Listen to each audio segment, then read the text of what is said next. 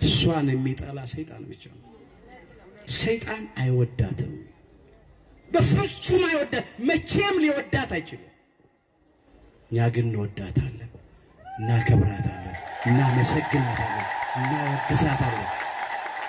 ያውም ለራሳችን ብለን ነው።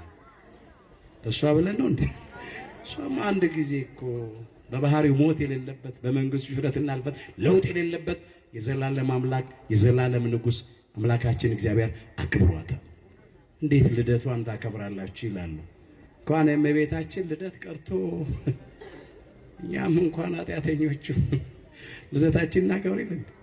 እመቤታችን ከ33ቱ በዓላት መካከል በጣም ለይታ የምታያቸው 4 በዓላት ናቸው። ከነሱም ዋናው የልደቷ በዓል ከጨለማ ወደ ብርሃን የወጣሁበት ከጠባብ ወደ ሰፊ የወጣሁበት ነው ያለችው።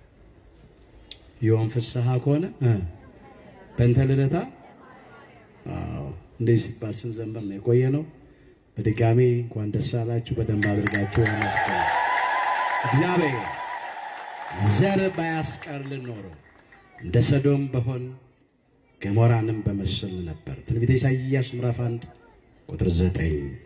ቅድስተ ቅዱሳን የንጽሕተ ንጹሐን የብጽዕተ ንጹሐን የድንግል ማርያም የወላዲተ አምላክ በረከቷ ረድኤቷ ጸጋዋ ለዘላለም በሁላችን ላይ አድሮ ይኖር።